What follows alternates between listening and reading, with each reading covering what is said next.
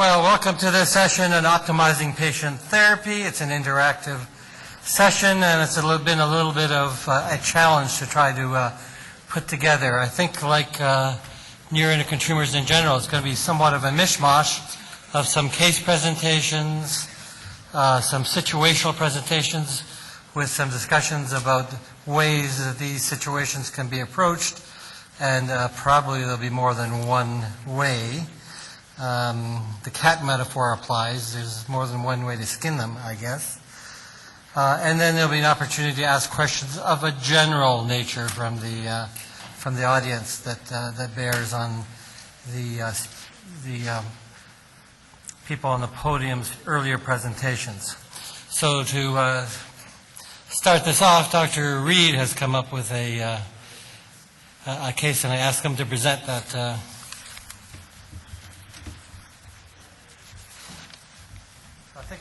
I think we'll need the first slide.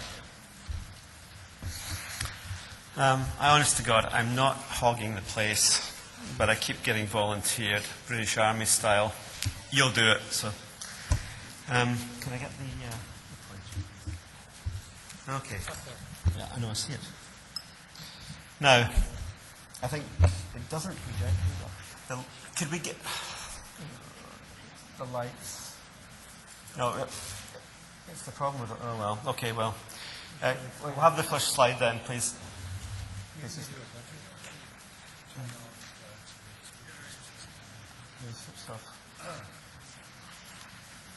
Yeah, first slide, please.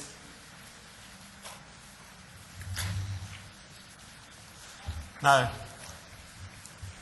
the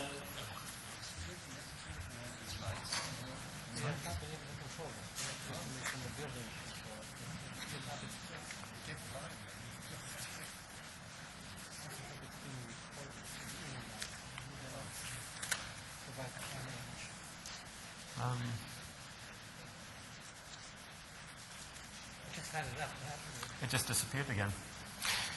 Could we have the first slide, please? Was the X-ray scan the first slide? Yeah. The one you just had up. Yeah. That's great. Thank you very much. Anyway, this patient is 60 years old. They presented with the classic story of flushing, diarrhea, and were seen at a peripheral hospital about 2 years before. They'd had previous surgery about 15 years before for a, quote, bowel tumor, but there was no pathology. There was a liver biopsy performed, and it had a Ki-67 of 5%. And the patient was referred to London. And Walter and I were asked to see the patient. So the 5-HIA was 1,000. Chromogranin under our old system, because they changed over about a year and a half ago, was about 1,200 on our old units. Patient was actually relatively well, but was complaining again of all the systemic symptoms of carcinoid. And we have two scans here. The first one on the left is the MIBG scan, and the one on the right is the Ultra scan. And I think we'll open it up for discussion. Now, the one thing that it's not projecting here, and I have to be sort of kind of fair, is, and I'll just mention that here, you'll notice here that we're actually seeing pelvis. I'll mention I can't talk and look at this unfortunately at the same time. We are not seeing the pelvis very well on the MIBG scan. On the ultrasound scan, we actually are seeing metastatic disease in the pelvis, also spine and sternum. I.e., there's a lot more bone disease showing on the ultra scan than there is on the MIBG scan, but we've got widespread metastatic disease. So we're going to open this up to the panel, and let's see some gladiatorial fighting. All right, gentlemen. Who's going to step in? Let's start off with the one from Dr. Woltering, who's never at a loss for words.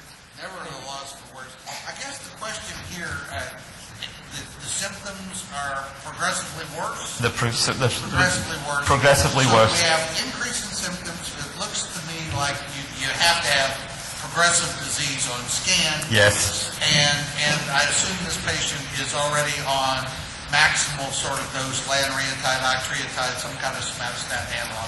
Believe it or not, no. The referring physician said he wanted to leave it to us. The patient had been followed for almost 2 years and with non-specific. Nobody thought, I mean, this is one of these disasters. Nobody thought to put somebody on somatostatin analog pooping themselves. Exactly. So the first answer is I try to get control of the symptoms using somatostatin analogs and see if that stabilizes disease growth as well. But number one, I try to get control of the symptoms.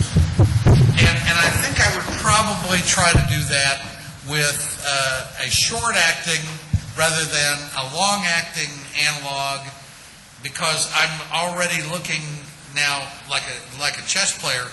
Don't look for the first move. You need to be looking at 2 or 3 moves here. As in maybe radio-labeled MIBG, maybe radio-labeled somatostatin analogs coming down the line.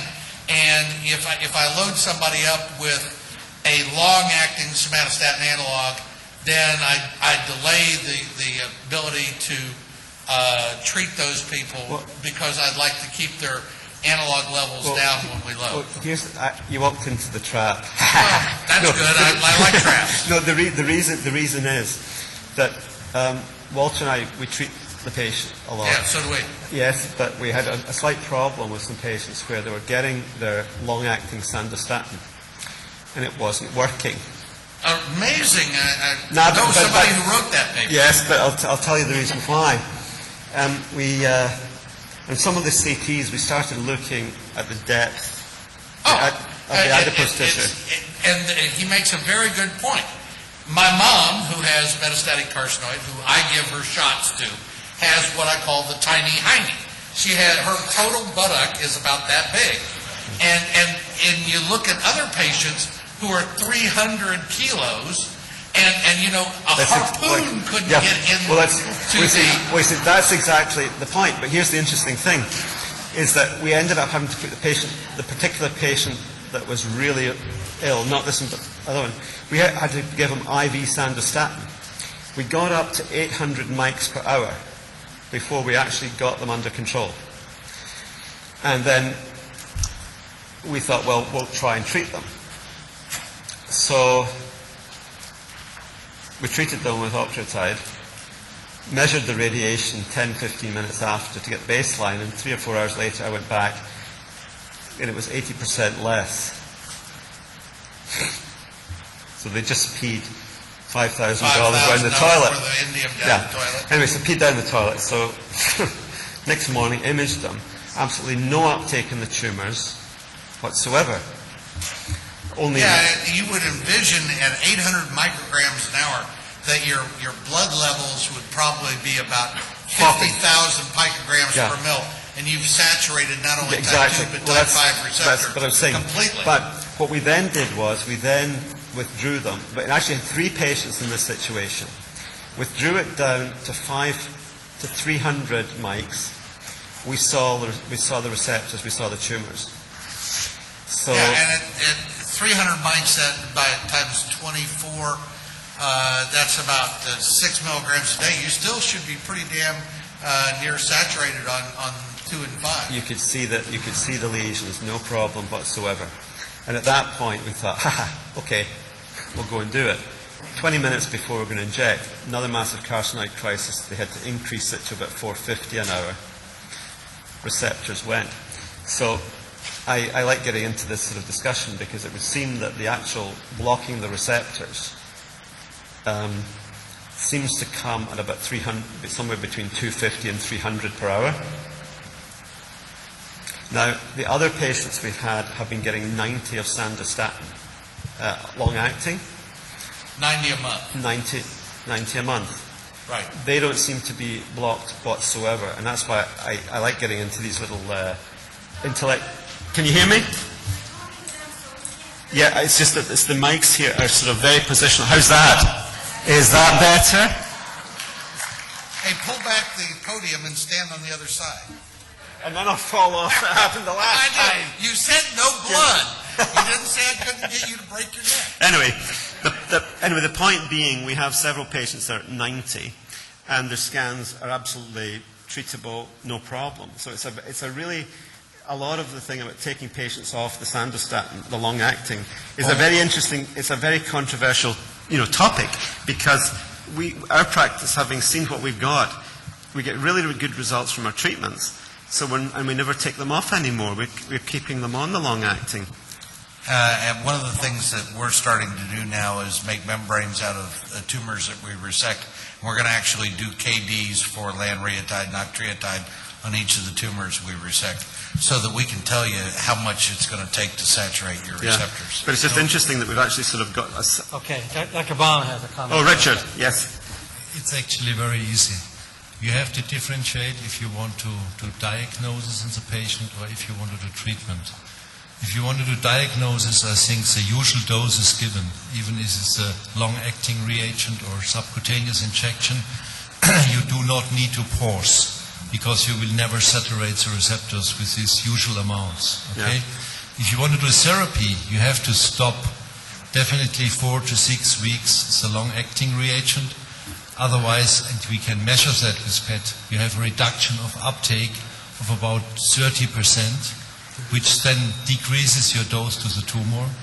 And with a subcutaneous injection, you have to stop about 2 days before. Otherwise, you also have a reduction in uptake. Our problem and is... that is a fact. I mean, that's measured by data. Unfortunately, we've got a number of patients, and you can't do that.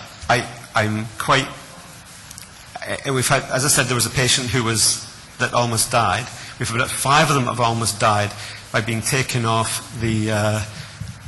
they've had massive carcinoid crisis. Then you cannot do therapies. That's very easy. If you block all the receptors, nothing is going to the tumor, as you have mentioned. But it makes no sense. Yeah, but what I'm saying is we've kept them on the regular dose. You've got the uptake in the tumour. We've got very good uptake in the tumour, and they're responding to the therapy. Muriel.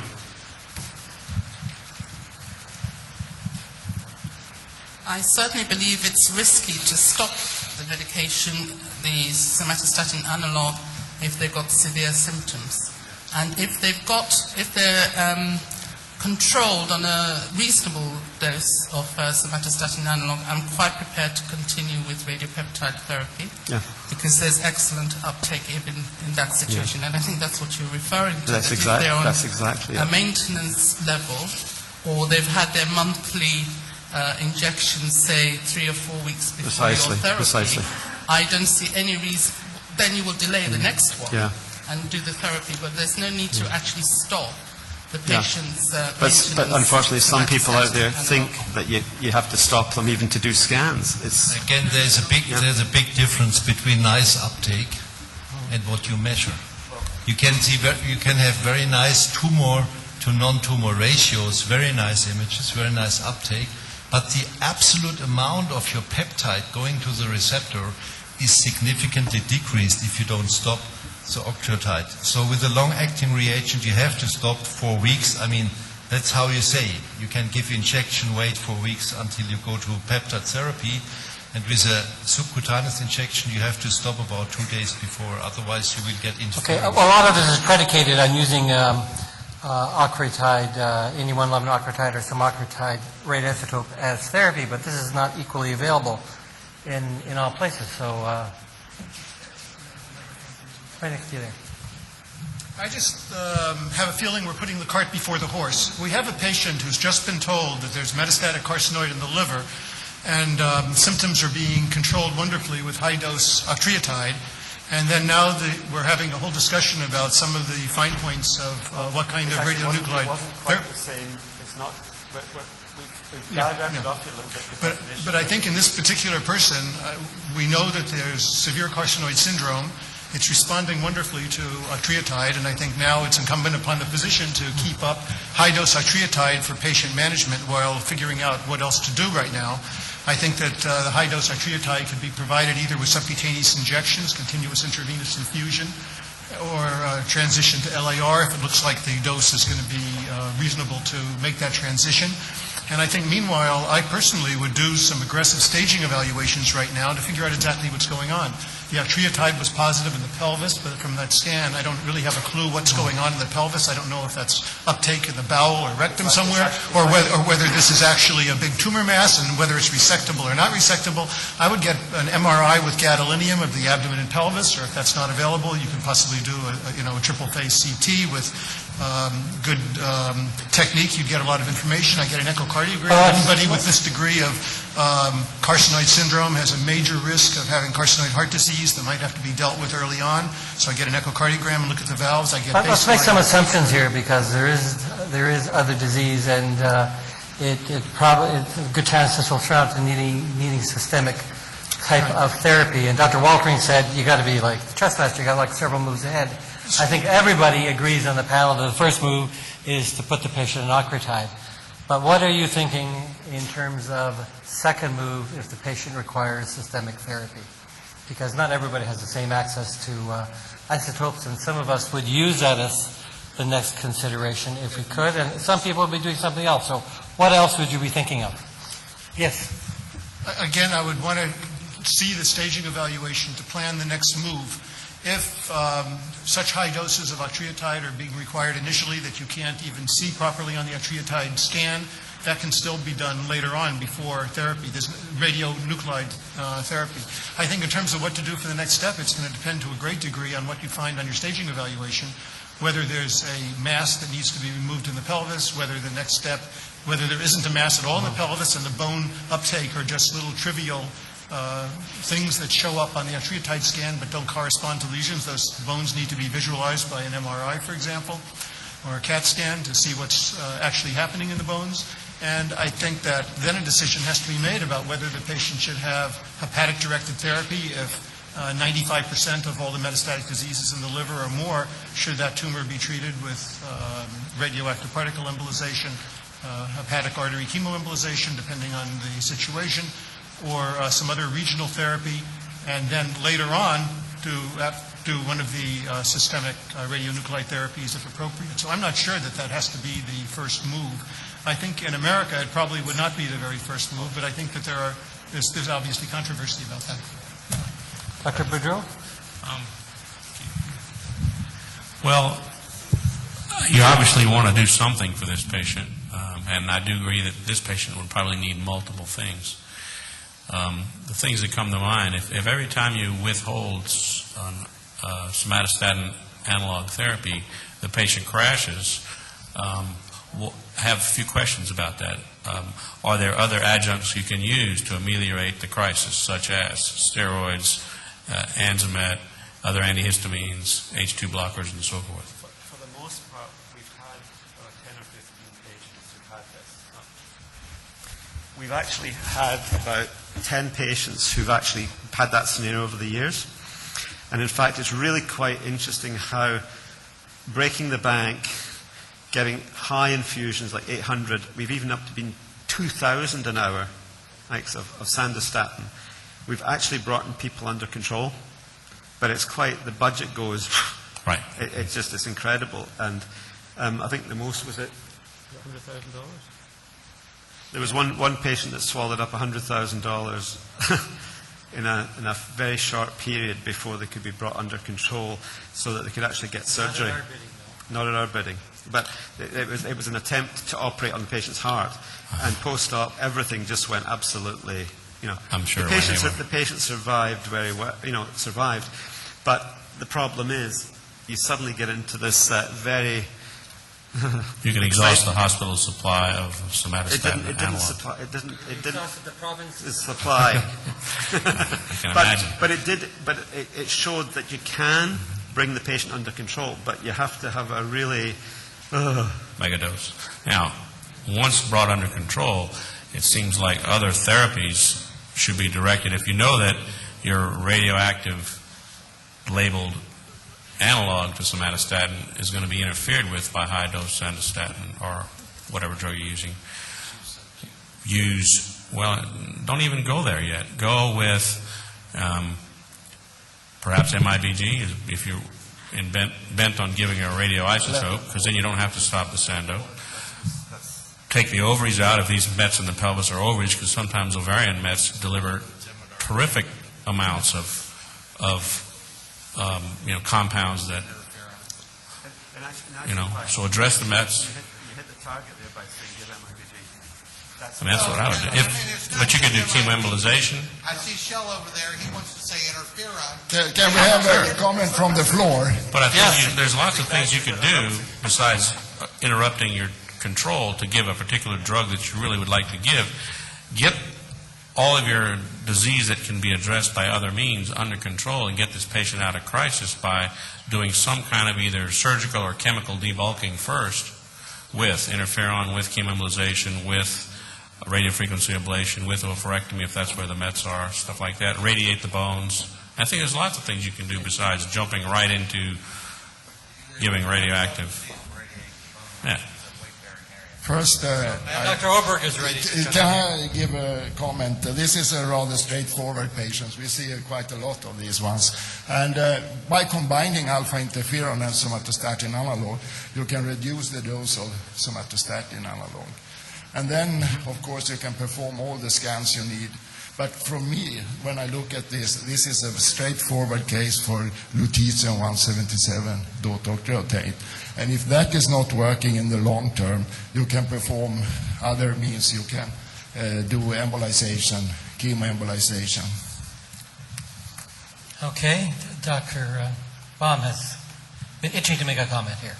No, I completely agree with what said last, and also with Dr. Wolin. I think one need more information, and one need to know where is really the activity disease coming from. It is mainly liver disease. The first thing you should do is really transarterial chemoembolization, because it works very fast, whereas lutetium or Y90 will take several weeks to work. And that's what we do in these cases. Most of these patients have significant liver disease, and their transarterial chemoembolization works quite well. Yes, Dr. Klaus. We can do anything in the liver, and we may even do resection if it's resectionable, because again, I agree that for radionuclide therapy, you want to debulk as much as possible to allow the radionuclide to go into the usually smaller volume lesions, even though there may be several. So we might well do either RFA if it's not too big, or do a resection, or even portal vein embolization. All sorts of things can be done to reduce the liver bulk, and I think that should be the first thing before going on to radionuclide therapy, if that's the second option. The problem is, Muriel, we couldn't do an embolization. Technically, it wasn't feasible, and because the patient was so unstable, it was the patient actually had a previous embolization. I wasn't telling you that she'd had a previous embolization, and I think the best way to describe it is the radiologist, me, and the patient almost died. It was the worst. That's what I'm saying. We ended up at 2,000 an hour, and it was the worst carcinoid crisis. The patient went black, quite literally black. And we had to abort the attempt. Well, I did say resection. And it would be nice to see, like you said, the CT scan or the MR to actually look and see what's going on in the liver. But it was technically inoperable as well. They actually tried. That was for sorry. That was where the $100,000 issue came when they tried to operate. Okay, well, I think this illustrates that there is a number of approaches to this patient. Some of this is going to be governed by the availability of various modalities of therapy. Dr. Oberg mentioned lutetium-177. We don't have easy access to that here in Canada. We couldn't arrange that on a very short notice. I think in the States there is not great access to isotopes at all. And you may... Sorry? Indium-111 in Houston, yeah. So there's a limited availability, shall we say, in the United States. We have MIBG. MIBG there, right? Interferon is considered an alternative to decrease it. So there's quite a number of different approaches that could be considered in this patient, in patients like this, and we're very much governed by the abilities and the availability of various modalities at the particular institution that they're going to be treated on. So let's leave this one and we can go on to the next case, the next slide. Can I have the next slide, please?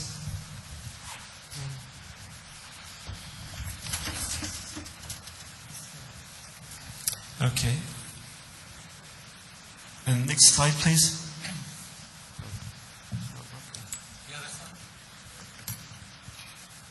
Could I have the second slide? It's not moving.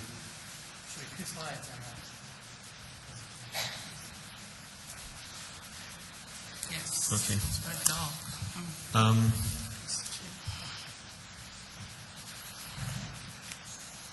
This is another of those long-term cases. The patient had a tumour resected 25 years before and presented with bone pain. That was a presenting history, was bone pain. And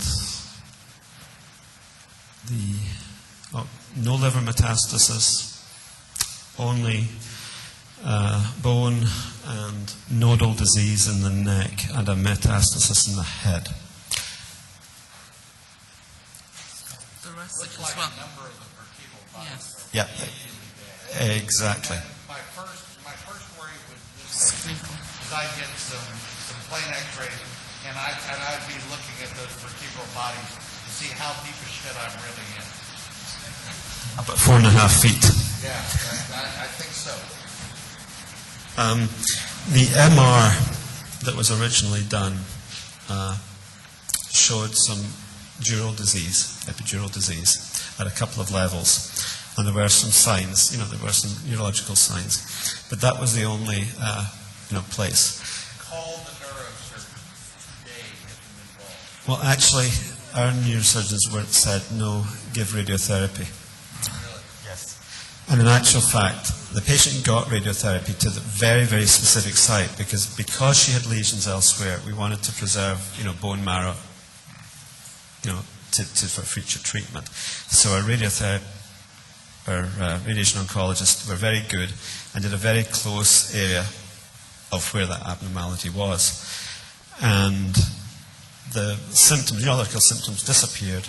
Patient was fine, but still had diffuse bone pain. On Zometa, not on Zometa? At the time that this occurred was a number of years ago, and the Zometa wasn't really routine. Phosphonates back then. It wasn't the considered thing to do. Can I say something? Yes. Yeah. Of course, we would first do a gallium-68 receptor PET CT because it very nicely shows you where the disease is. And in addition, you need an MRI to see if there is spinal compression or not. We had the MRI. So if there is no, critical spinal compression, I think there's a very nice uptake, and it's a very good case for lutetium dotatate therapy too. We had many of these patients with very severe bone pain, needing high doses of morphine, and 2 weeks after one therapy, they are nearly pain-free. It's much more effective than external radiation therapy. We had many patients who received 40-60 gray of external radiation therapy to the cervical spine with big lumps of tumor, not responding to external therapy, but responding very well to radiopeptide therapy. Oh, exactly. This is exactly what happened. We gave the patient indium 111 octreotide, but we're about the only people who actually combine it with Xeloda, epirubis, and carboplatinum as radiation sensitizers, and the pain was gone within probably 2 weeks. Now, a week. I didn't want to brag too much, but anyway, the patients now had, I've lost count, maybe 9 or 10 treatments over 11 years. 11 years. The interesting thing is the scan on the left was the original scan, and this is the scan that was done about 1.5 years, 2 years ago. And it's quite gratifying to see that with only a very limited number of treatments, the disease has been quite static. Xylota between Octreos and therapy? Well, at the time we started, we gave 5-FU, and it was a week before Walter. There was intensive infusion 5-FU, and on the day that's both, they also got carboplatinum and anthracycline, adriamycin as radiation sensitizers. But the 5-FUs continued before and after. More recently, we've been doing 5-FU or Xylota if we can financially access it for 1 week before and extending for a week after, and still continue giving the adriamycin and carbo as a radiosensitizer during the therapy. And we give carbo rather than cisplatin because the isotope itself can be over a medium-term renal toxic. So we didn't want to add the renal toxicity to the cisplatin. We've gone with carboplatinum. Do you use the same regimen of radiosensitizers with MIBG? Yes. I think one other comment that maybe should be made here is that external beam radiation therapy is troublesome, because when we've had patients sent to us with this and we scan the patient, we in a lot of cases can determine exactly where the field of radiation therapy was, because there's absolutely no octreotide uptake in that little square. It's gone. The receptors have fallen off or something, and you just can't get in treatment in those patients. So we actually try to avoid external beam radiation therapy unless we're really pushed to. Yes? Would anybody consider doing RFA of the vertebral bodies that were involved? No, it's useful for a single thing, but it might be useful for a single metastasis, but not for such a wide spread. I mean, there's nearly everybody. What about strontium and the other kinds of things for bone mets, for bone pain? Just for pain. Well, this morning I talked about that this morning. Sorry? I said I know. Yeah. So I don't mind doing that, but when there's another site, if it was only bone only, that gets rid of pain, but you're not treating the cancer. You're just getting rid of the pain. You're not actually you're not treating the cancer. Whereas if we use the systemic, the peptides, I can actually treat the cancer. Exactly. I mean, it's a second choice. We have done this in consequence. First doing lutetium therapy or Y90 octreotide therapy, and then if there were not enough receptors anymore, but progressive bone pain, then samarium might be a very good option in these cases. Yeah. And you see, the beautiful thing about samarium is, and I mentioned this morning, the degree of safety that you have. I mean, we've got patients who, I do breast and prostate, and I feel the tumours for bone pain. And one of the things you get is that you may be wanting to the patients get liver mets, but they've got terrible bone pain. Well, we can give they go on their chemotherapy for 2 or 3 cycles to try and control the liver. They don't miss their 3-week, next 3-week cycle. Give them the samarium the following week, right? By 6 weeks later, you can go back on, usually, to giving them their anthracyclines or whatever you're giving to treat the liver mets. And we had quite a few ladies like this who, 10 years ago, I've been using samarium since 1990. It was the first time I ever used it in breast cancer, and part of the trials that we've written up with Oliver Sartor. And one of the things we found was that we got into these situations where the bone pain was reasonable, but the liver got worse. So you put them on the chemo for the liver, and then the bone pain would get worse again, maybe 10 or 12 weeks later. And there's one lady was 5 years. She'd had 6 samarium therapies in 5 years. Plus, she had 3 or 4 rounds of chemo for her liver. So, if you've got enough experience with it, you can play around and mix and match. It's quite fascinating. But with strontium, you can't do it because strontium's way longer toxic on the bone marrow. Just another 2 comments on this patient is that we mentioned that within a week of the first therapy, her bone pain resolved completely. It didn't come back for 2 years. We treated her again, and within a week again, the bone pain went away, and it was about another 1.5 years before it came back. So did she ever make it to the bisphosphonates after 11 years? We actually haven't needed it, actually. It's not necessary. Because MRI now is identical to the MRI that was originally. There's been no disease progression. Is there a downside to using bisphosphonates? Probably not. Yeah, I would think, at least theoretically, they say that it lessens your likelihood of bone progression over time. But that's mostly true for osteolytic metastasis. And these patients, in nearly 99% of the cases, have strong osteoblastic metastasis. And I think it's not useful in osteoblastic metastasis. It's useful in osteolytic. One other point I wish to make with this patient is that at the ENES meeting, the last ENES meeting in Europe, there was a number of presentations looking at prognostic factors. And one of the prognostic factors is generally held as the worst prognostic factor is involvement of bone. The patients do not have long survival. But in our hands, that has not been true. We've gotten great responses to this and quite good long-term survival with patients who have bone mets and sometimes only just bone mets, as was evidence in this case. Yes? I'm certainly in complete agreement with using the radioisotope therapy right up front for bone-dominant metastatic disease. I think that represents the best way to deal with this.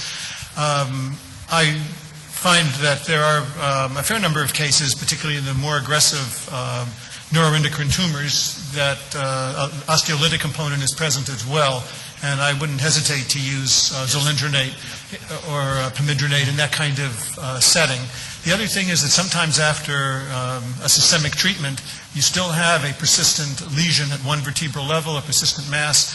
And these tumors, even though they're terribly unresponsive to conventional external beam radiation therapy, may respond to stereotactic radiosurgery using an X-knife technique, gamma knife technique, almost the same way you would treat a brain metastasis. And with modern equipment that is able to perform that type of radiation, that would be another ancillary modality. Of course, surgery is always the first line if there's any question about vertebral stability. I'm talking about lesions that are not surgical.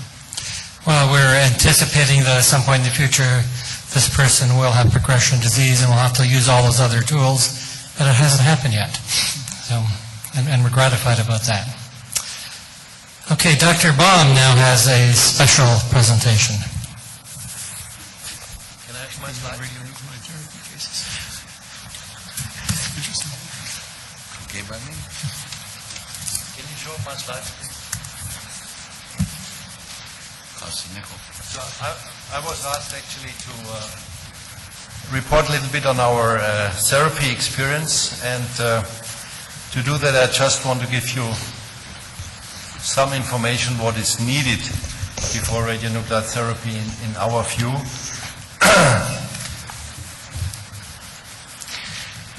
Very important to stress this again is the key 67. Because in many cases it decides if the patient is first going to chemotherapy or to radiopeptide therapy. As high as the key 67, as better it is to send the patient first to chemotherapy. As lower, more probably we give radionuclide therapy in these cases. And I just want to illustrate this in this case. I hope you can see that. This is a scan with gallium-68 daughter TOC. This is a scan with FDG in the same patient, and you see there is a glucose-positive glucose consumption metastasis in the liver here, which is receptor negative. And there's a huge tumor in the pancreatic region here, which is for both positive, for glucose, for FDG, and for the receptor. So if we treat the patient, you see that the receptor-positive tumor is responding to the treatment, gets smaller and also decreases in uptake, whereas the receptor-negative lesion in this case is increasing. So I think FDG is somewhat a surrogate of Ki67 proliferative activity. As higher the proliferative activity, as more FDG uptake we see. And we are using FDG PETs in addition to receptor PET-CT in many of these patients just to monitor the disease and to see the aggressiveness of the disease. Another thing which is very important, I mentioned this morning, is receptor density. And it's a little bit more than just saying positive or negative. If you look at this case here with dramatic liver metastases. About 80% of the liver is involved with metastases. A patient with an unknown primary tumor. Now this is his whole body PET scan, MIP, how we call that, multiple intensity projection scan.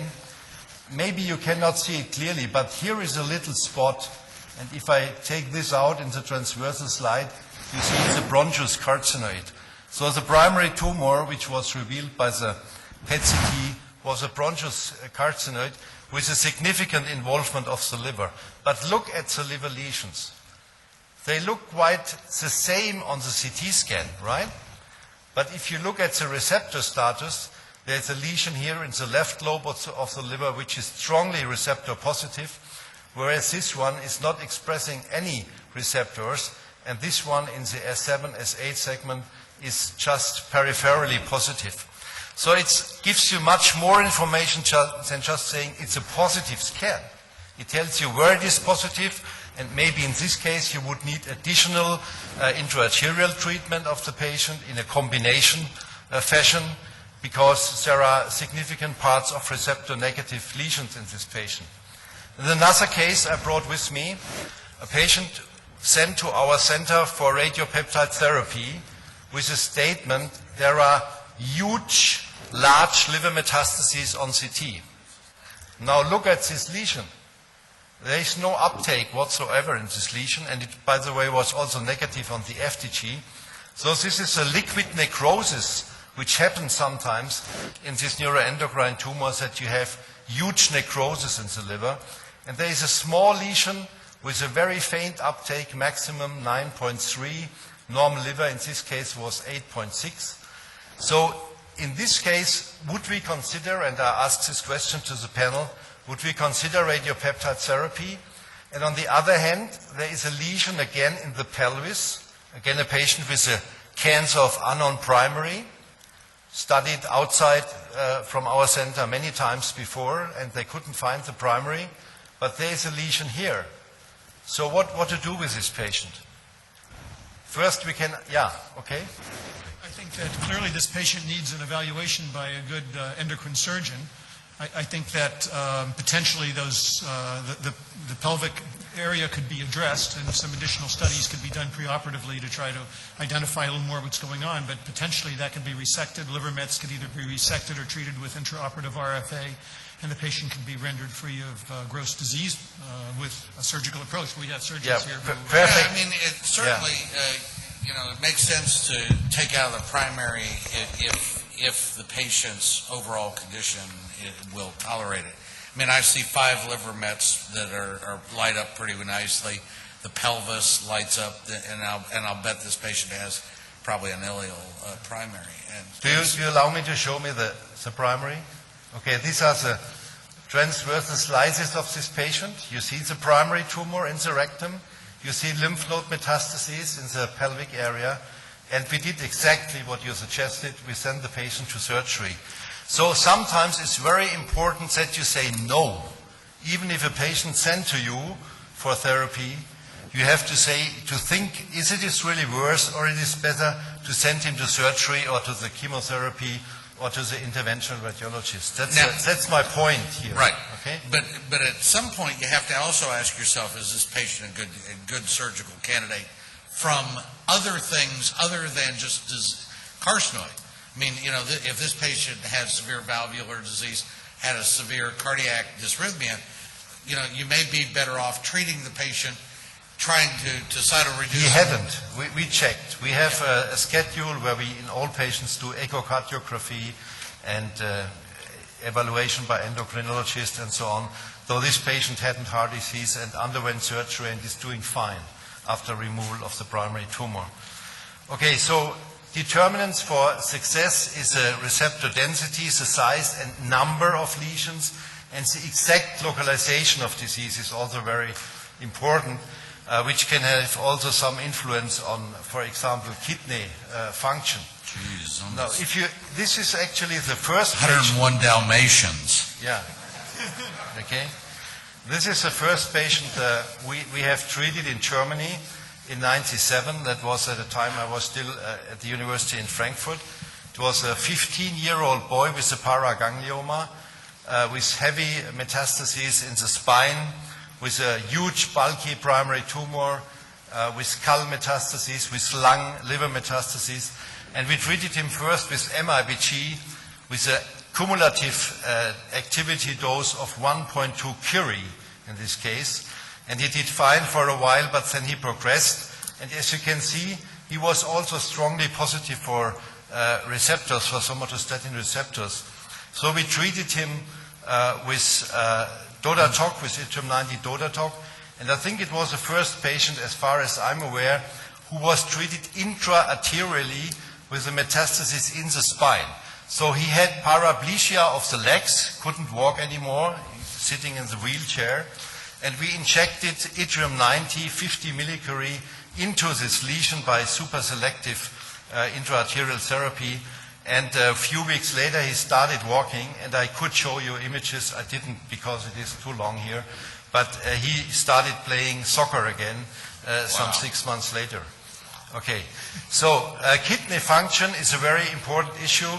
I will make a long story short, but just saying creatinine is not enough. Okay, you can take out a kidney of a patient and you still have a normal creatinine in serum.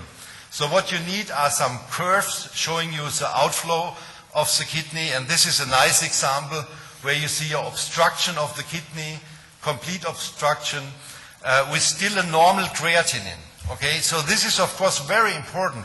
If you infuse this patient with yttrium-90, you will kill his kidney definitely, and you will have a dramatic fall. I will go over this just to mention that we have done now about 1,600 treatment courses, and we of course do before peptide therapy a renal protocol for renal protection, and we have analyzed our data, and this is a protocol, and we can show that there is only a fall of 13% or 10% over the years. These are follow-up data for many years, and even using yttrium-90 with a good kidney protection protocol, you are on the safe side. This is one example of a patient follow-up 5 years of renal function after 7 cycles of yttrium-90 and lutetium-177 therapy, and you see his function is as good as a beginning for therapy. So the last thing I want to show here, I skip all this. In this case, a 32-year-old female with pancreatic cancer, metastases, very severe metastases involving the vessels. She presented to 3 different, very good surgeons experienced with this kind of tumors, and all refused to operate on her because of the vessel involvement. The patient itself refused chemotherapy because her mother had breast cancer, and she had seen dramatic adverse effects of chemotherapy, which might not be true for this kind of cancer, but she refused categorically to receive chemotherapy. So in this case, and as far as I'm aware, this is the first time we used a neoadjuvant sequential peptide receptor therapy with 6 gigabecquerel, quite a high dose of yttrium-90, followed by 4.5 gigabecquerel some months later. And this is a sequential imaging of the patient. I just show you the transversal. You will like it more because you also see the CT scan with these bulky tumor masses around the big vessels, shrinking after therapy significantly. Now what to do with this patient, and this is again a question to the panel, at this stage with some residual disease, no liver metastases, just local disease. Take it out. Okay, fine, that's what we did. Here it is. We did a Whipple operation, okay, and the pathologist found nearly complete tumor necrosis in this patient, very interesting. And this is a scan 6 months later. She is now free of disease and very happy.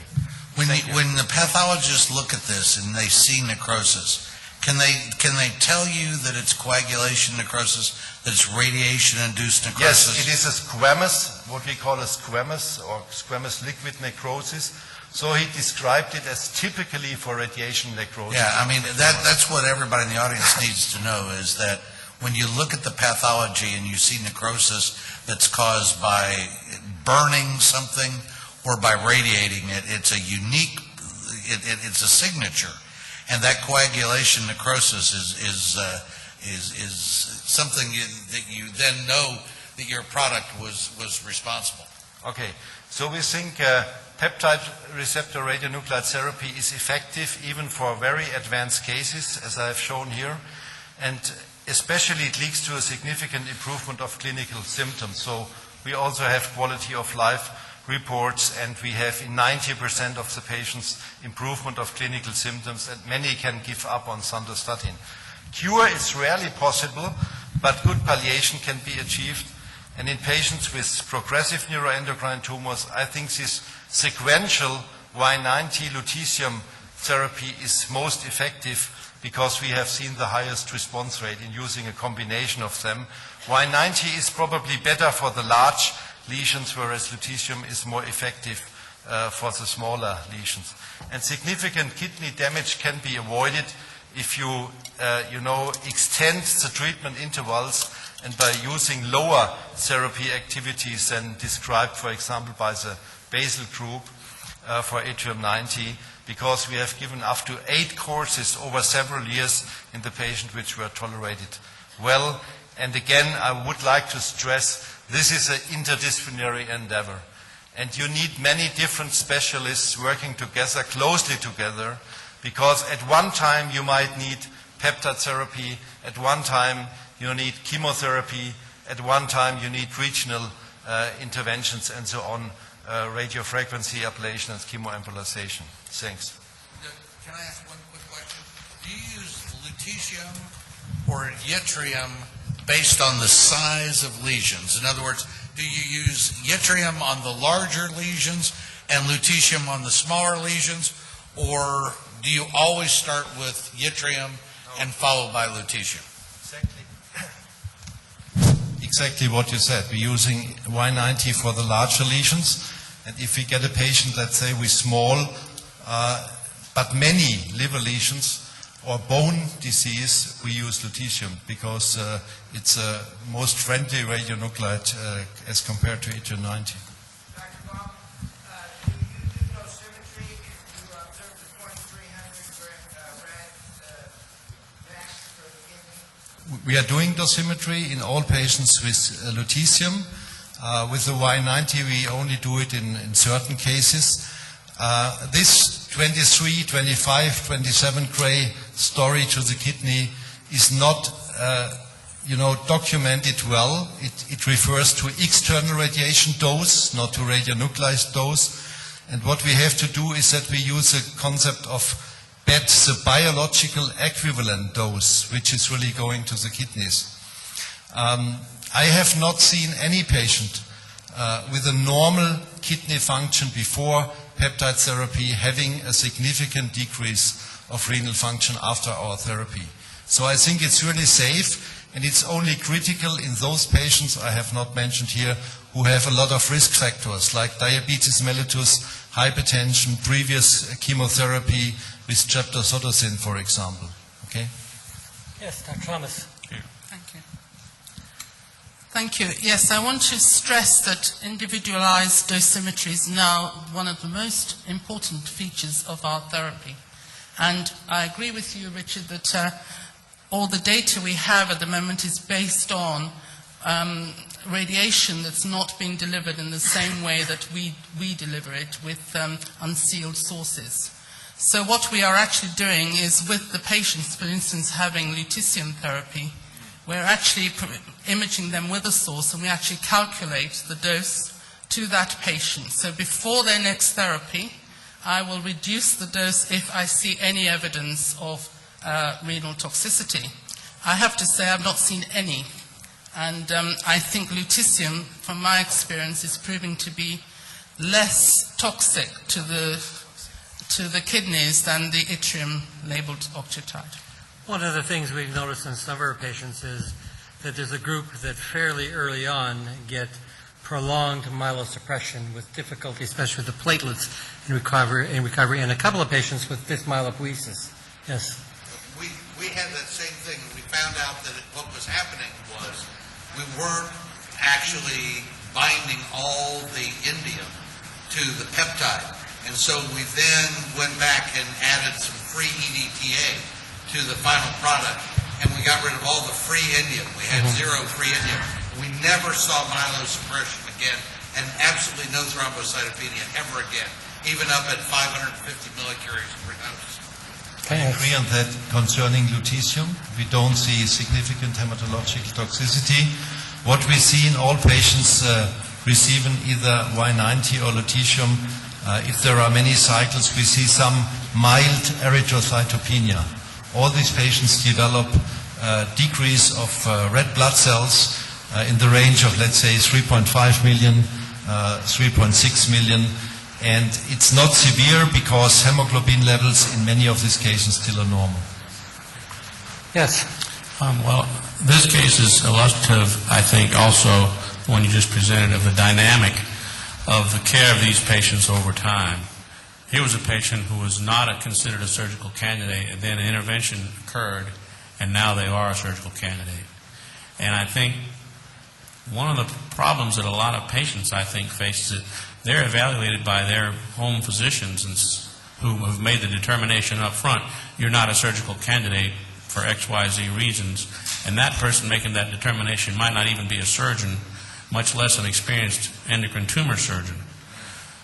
So it puts sometimes patients at a disadvantage, and they think for the rest of their life they're not a candidate for an operation, which in fact they may be eventually, depending on if you do everything just right, and they're real lucky after step 1, step 2, step 3, step 9, or whatever it might take. You know, is what I'm saying. That there's not the patient that's before you at one finite moment in time is not the same patient you may see some years or months later. Point well taken, and I think one of the things we're trying to promulgate is, or one of the approaches we're trying to promulgate is that every neuroendocrine patient should have the benefit of an evaluation at a center of expertise for neuroendocrine. That's what I was going to say, that it really requires a multidisciplinary team effort from the specialists in the various fields and an ongoing way. And then as soon as somebody becomes a surgical candidate from appropriate downstaging, the next step is going to be surgery. Or if somebody has another procedure first, the next step is radionuclide therapy. You're ready to go, and everybody is working in the same page. There may be a new investigational treatment that might be better than some other treatment. There may be some new approach, a new surgical technique, a new radiologic technique, and everybody needs to work together. I think that's critical. Yeah. I think there's very little controversy, at least from us, about that, but that doesn't necessarily mean you get all the patients, because there's some people who feel they know enough. After all, you can't treat this disease, so why bother? With the time remaining, and maybe we'll have more after this question, but I want to bring up one situation which I have found to be controversial over the time. This has been discussed at meetings before, and this is the patient that presents with right-sided heart failure, and then is found to have the multiple lesions in the liver, and in our case, our neuroendocrine cardiologist, we actually have one of those, says, gee, that mitral valve is really bad, it needs to be replaced. And so then the contention comes up, well, do you replace the heart valves first and then deal with the liver disease, or you deal with the liver disease and then replace the heart valve? And in my simplistic internal medicine training, you know what I said, that in internal medicine specialists are the most aggressive surgeons around, at least in terms of what they recommend to surgeons to do. I would have thought you'd want to fix the heart first so you didn't have all that backup of pressure into the liver and all the bleeding complications. But the cardiac surgeons in our center say, oh no, the right side of the heart is a low pressure system. We can't use artificial heart valves. We have to use valves that are porcine, that's from pig cartilage or cat cartilage. And if you don't control that 5-HIA, those things get refibrosed within 1 to 3 years. So we're not going to bother doing this unless you can control that 5-HIA first, which may require liver surgery. So I've seen it voted in ENETs that 3/4 of a meeting in ENETs voted for the heart surgery first. But I know the practice in our center is cardiac surgeons won't do that unless we do that. Probably the best cardiothoracic surgeon that we know in the United States has exactly that same philosophy, is you got to get the serotonin under control before you do the valves, because the valves just aren't going to be of good longitudinal viability. And so they really do want the diseases as under good a control as you can get it, at least.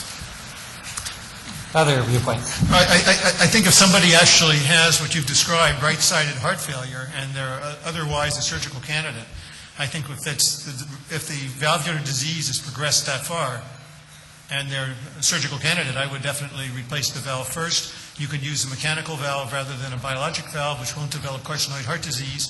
That requires chronic anticoagulation. It requires a little bit of adjusting before you have invasive procedures, but people can be put on various kinds of heparin preparations, and it can be adjusted, stopping it shortly before procedures, and it can be dealt with. But I think that to kill a person basically by doing radical liver surgery or chemoembolization, for example, in somebody who's already in heart failure is asking for an awful lot of trouble. I think we heard a very good talk about this subject yesterday, and I think that was the conclusion of the talk that was given to this group. And I know Dr. Warner's published on this, and other people have as well. So my feeling would be not to just wait around for somebody to be so good that the serotonin will be normal. You may not get the carcinoid syndrome under really good control until you do something major to the liver metastases that are making all of the bioactive materials. So I think that if you need to go ahead and treat the liver, you do that. You cover the people with lots and lots of octreotide, and as Dr. Boudreaux mentioned, you use steroids, and you use peripheral anti-serotonin drugs like ondansetron and various other brands, and you just go right ahead and fix the heart valve, and then you deal with the liver. That's my approach. Well, I'm glad you're able to fix the heart valve yourself, because I've not been able to persuade our cardiac surgeons to do that. They have a different viewpoint, but in fact, the viewpoint that you're espousing is the one that I prefer. But surgeons seem to have a mind of their own. They have a mind. Yeah. But I think my experience is that if the surgeons are educated and confronted with the data which is available at this point, that most surgeons will do the operation, and ultimately the surgeons want to do what's best for the patient, just like all of us do. And I think if they really see the data that's there, and it's different than what they learned when they were in medical school, that my experience is that the surgeons will go ahead and do what they need to fix the heart. Dr. Thomas. I'll get you next.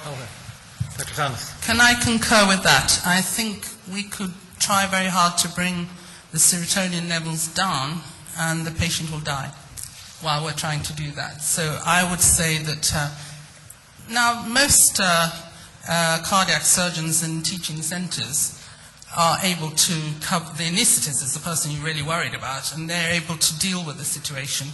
And I think I would prefer that we went for the cardiac surgery first in this DAR case, than wait for metabolites to fall. Okay. Dr. Kocha, thank you very much. You know, I think there's a little bit of balance in both, but I concur with your observation regarding the refibrosis of a PIG valve. We, in fact, had just that scenario, and the patient received 3 courses of Y90 in Europe, and dropped her serotonin level from 1,500 to 350, then went and had a valve, the porcine valve, put into place. And 6 months later, the valve is incompetent now.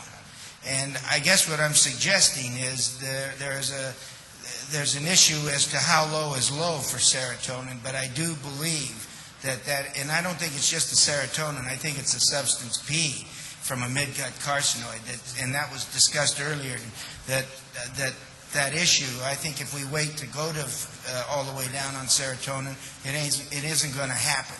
And I think, though, on the other side of the coin, there's, it's a serious situation, because we heard that there's a point beyond which right heart surgery does not work. And so, I think it is a serotonin issue as a marker, and getting it down even as almost normal may not do it either. But so your point's very well taken, and the recommendation for heart valve is also important. But I think there's an issue of trying to get the serotonins low, maybe doing the valve then, and then continually working to keep the serotonin low. Yeah, I think one of the vexing problems I have is how well do you need to control the 5-HA and serotonin, because I have observed patients that have had not very high elevations of serotonin, in fact, not high enough that they get any carcinoid symptoms for it, and yet they will, after a couple of years, develop the carcinoid-related heart disease. And from that, I've got to control that level as best as I can, and we go to fairly high doses of octreotide to do that. I frequently find, however, that I really can't, in a lot of patients, get it down to normal, but nonetheless, I'm seeing much less carcinoid-related heart disease now than I used to, and I suspect that even getting it down to low levels may have some effect, either because of the serotonin effect, and there's a lot of indirect evidence that serotonin is a major contributor to this, but it may be other neuropeptides that can be produced as well. I have a question. I think what is very important, what Dr. Tarisio mentioned, is that you have to, get the right time point. So you really need a very experienced cardiologist who know about the disease, who knows to interpret echocardiograms of these patients.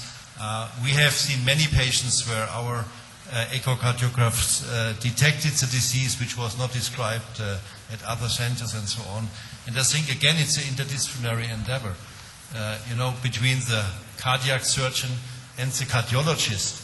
And it's the right time point you have to choose. And we have operated 5 patients this year of Hittinger syndrome. And I think none of these patients would be alive today if we haven't done that. So it's really very important to do it, and not to say we have first to deal with liver or some disease. This is a deadly condition. I mean, people die of heart disease, much more frequent than of, tumor progression in the liver. Dr. Boudreaux, you had a question. Well, I just wanted to stir it up a little more. Would anybody do a simultaneous heart valve and liver resection? There's centers that do simultaneous liver heart transplants. Okay. It's not that different in terms of the technical demands on the patient and the surgeons. And Health Canada will fund it. So. Sorry.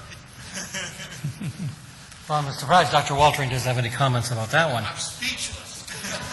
Wow, that's one of the first times. That's the first time. We should stop here. Yes. Yes.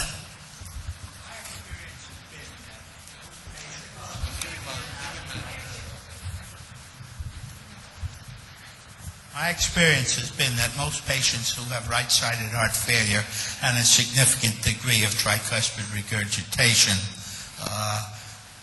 and who then undergo replacement of that valve and the pulmonic valve do very well afterwards, unless they're really terminal right-sided failure, in which case they should have been operated previously. But they do so well and relatively quickly that you can then attend to the liver or other visceral disease surgically or by what other type of ablative technique is desired within a month or 2 of the surgery. And I don't believe that the valves, the biologic valves, will become diseased again by the carcinoid process that quickly. It's true, we do see them occasionally within 6 months, but usually it's longer, it's a year or even more. And if the patient is operated and has the valves replaced, they can be reoperated in the abdomen very quickly thereafter, before there's a chance for further disease to reoccur in the valves. Thank you very much. Any other comments? If not, we're at about 3:30 and therefore back on time. This has turned out to be an interesting session when at the beginning of this we're not certain which direction we're going out to. It's turned out rather interesting, so thank you everybody.